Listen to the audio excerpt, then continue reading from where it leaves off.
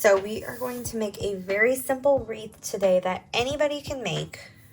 Anybody. So all you're going to need is, this is my sketchbook from Archer and Olive. It is square, which I do like square, especially for wreaths, because it makes it nice and equal, and so like none of the parts are going to get cut off. So, and then I'm using my Pigma Micron, my Sakura Pigma Micron. This is an 08. It is a little bit thicker on the nib, but it's so that it's easier for you guys to see. I also use a size 5 as well. And I am just using something like this duct tape roll, but you can just use anything circular, and then just a pencil to trace. Okay, I could not for the life of me find my pencil, and I don't know why it is, but I am a calligrapher and I have hundreds, maybe thousands of pens, and for some reason I can never find just a regular pencil or a ballpoint pen. All right, so I'm going to make a circle, and when I am tracing this circle, I'm doing it very lightly, hardly putting any pressure on it, because that way it'll be easy to erase in the end. Okay, so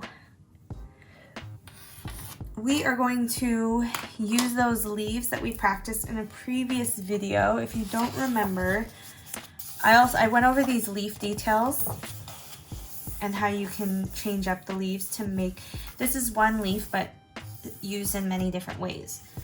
And then these are different types of leaves, but you can also use them and apply it to these leaf details. So if you have not seen this video, then I would highly suggest going back and watching it, because then you'll get kind of more of a background as to what we are doing. So when making a wreath, what you want to do is start big and then add your smaller things at the end as like fillers to fill just some gaps. So like this would be bigger, and then like this would be your filler that you would add in the end.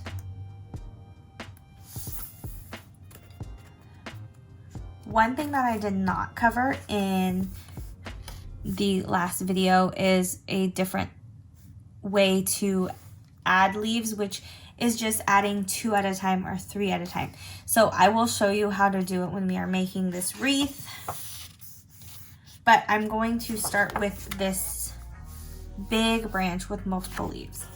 So you can see from the circle here, I'm going to start just here and then kind of work my way around.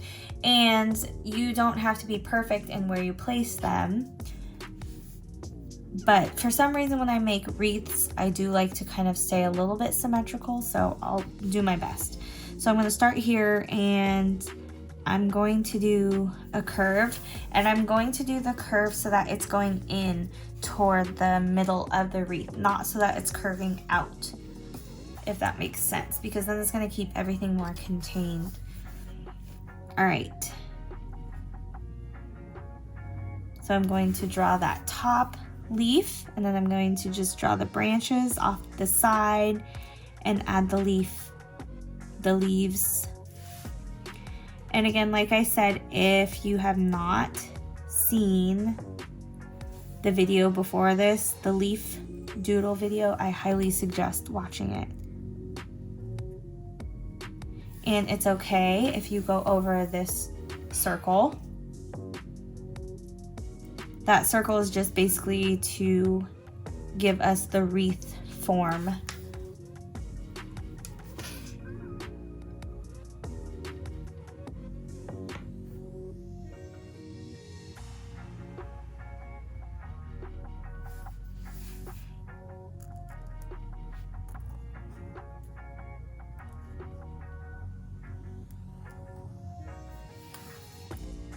And I'm gonna do one more at the bottom here. Okay. So I'm thinking I'll do 1, 2, 3. So For me, it's easier for me to turn my notebook completely while I'm doing it. So I am going to do that, and you'll see me turning it quite often while I'm doing it. So we're gonna do another one. I'm gonna do another C curve going kind of in toward the center, and just start adding the branches and the leaves the way that we had talked about before. And yours does not have to look just like mine. And it probably won't, because they are all going to be a little bit different in their own unique way.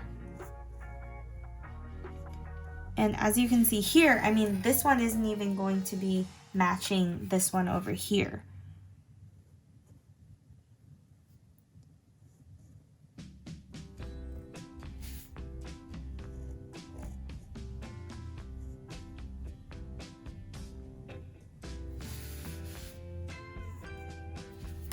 Okay, and then I'm going to do one more over here, another C curve, leaf,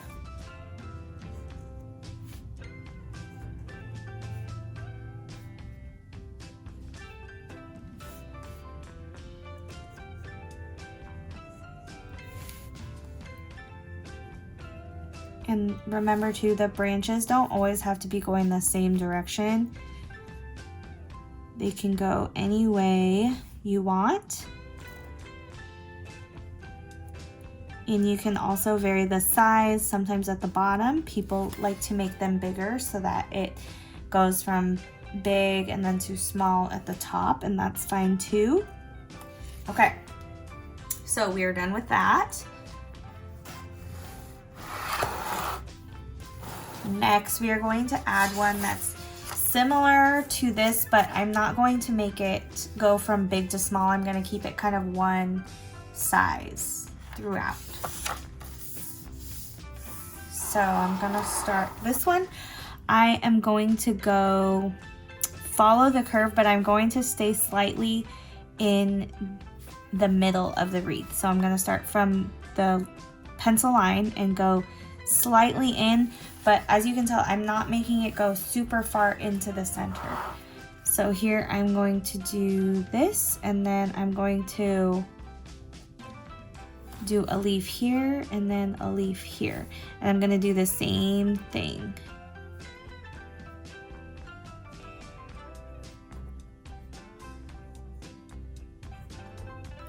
Okay, so I'm going to do that here. Same thing, C curve, keeping it closer to the middle.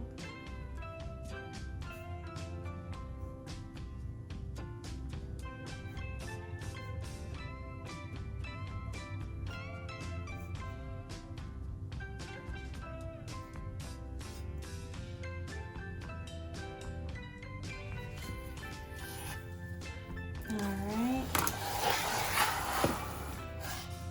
And again, same thing right here.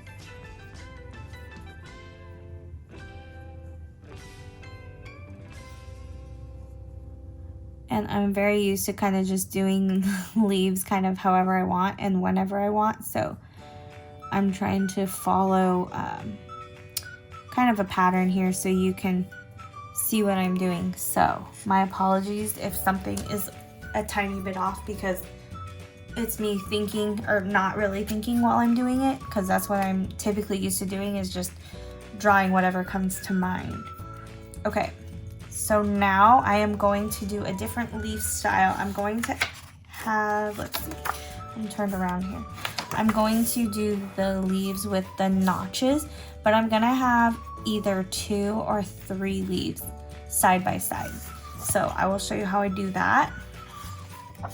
I'm gonna do it starting from kind of like midway of this long leaf. So when I do this, I'm gonna draw one of those notched leaves. So I'll go out here, notch, notch, and then bring it down. And I'm gonna add another one.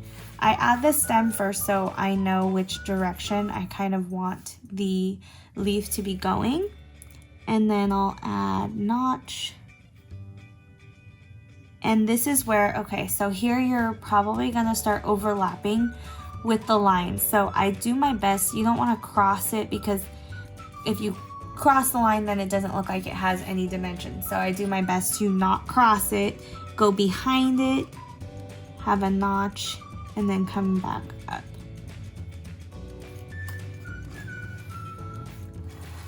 And I'm gonna do the same over here. I'll start right here, notch, come down, notch. And like I said, see how my notches aren't symmetrical? That's okay too. You can have them be asymmetrical and it still looks just fine.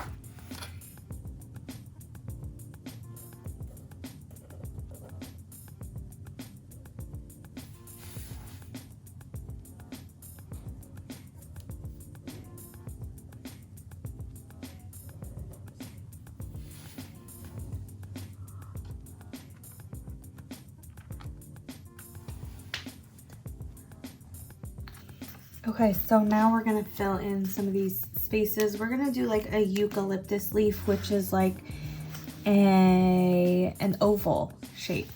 So we're going to do, again, also with the size, you do want to vary it up. So we have a lot of smaller leaves, so I'm gonna make these ones a little bit bigger so that we do vary the size. So for this one, let's start from this circle. We're gonna start here and draw a C coming in. I'm gonna do a bigger oval. And for this one, I'm gonna do, instead of having it symmetrical, I'm gonna have it asymmetrical.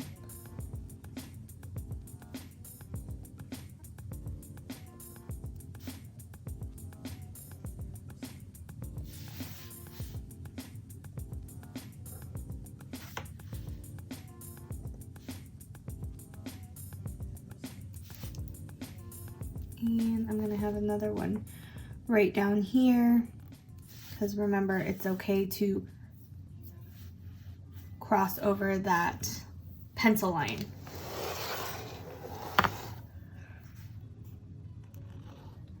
Same thing over here. It might not be the exact same length just because the spacing isn't perfect, and that's okay. It doesn't have to be the same.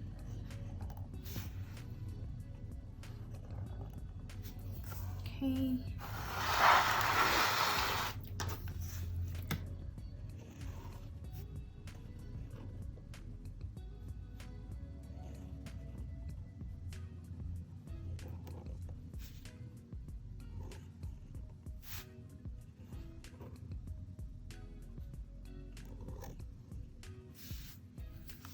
Okay, so as you can tell, we have some empty and blank spaces, which is fine.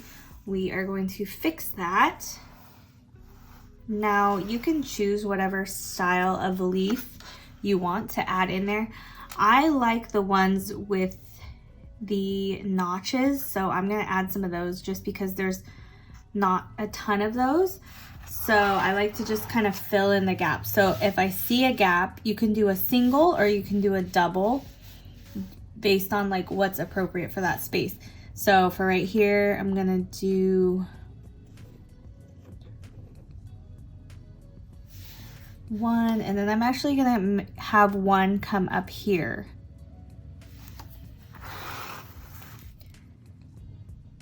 And remember, we're not crossing over the lines, but we're going to come like it's behind this leaf.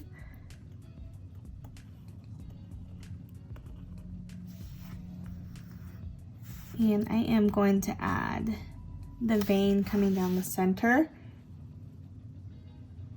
Okay, and that one was not perfect, but that's okay.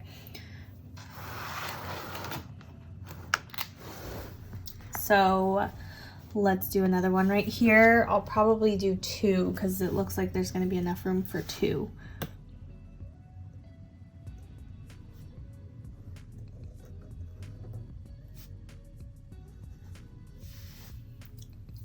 And then I'll have one come up over here in this direction. it's easiest for me to adjust my sketchbook too. So for here, instead of having it come out here, I'm gonna start it right here, so like it's tucked behind this one. Just like that. All right, and now from here you wanna look and see where do I have gaps? And does it look a little bit lopsided? Because that's pretty easy to fix by adding things. So I feel like empty here, so we can add some leaves in there. Let's start here. You can just do a single leaf.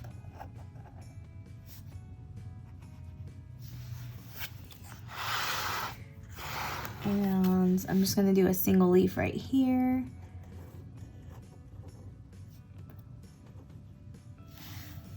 And already that helped to fill in the gap a little bit.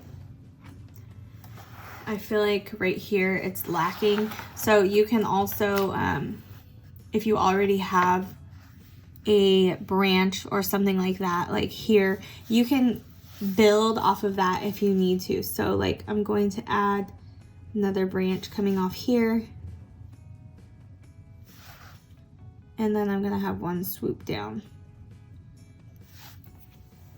just to fill in the gaps a little bit.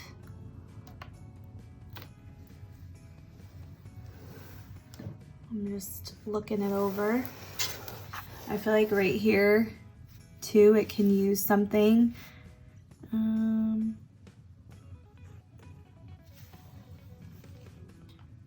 Also, you could do this for a long time and try to find things and add things in until you feel like it's perfect. So there is a time when it's like, okay, this is good. This is good enough. It doesn't have to be perfect. Because yeah, this could go on for a long time. And then you could overdo it at some point, trying to make it too perfect.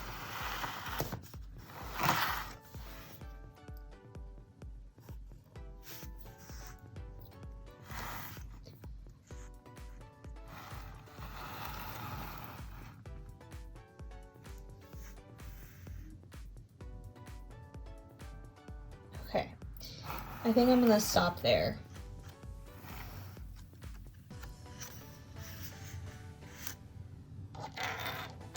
So you want to make sure that your pen is fully dry before the erasing stage. So next, all you need is an eraser, and gently erase the pencil circle, the light pencil circle that we drew. I'm just going to use this Prismacolor Magic Rub eraser. I use kneaded erasers too. It's really whatever's within my grasp sometimes.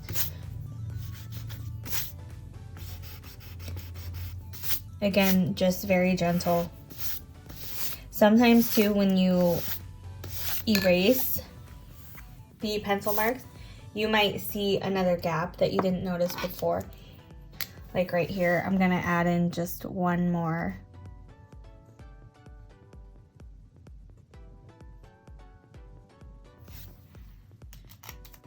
But it's not necessary. That's just me overlooking things and not being able to stop.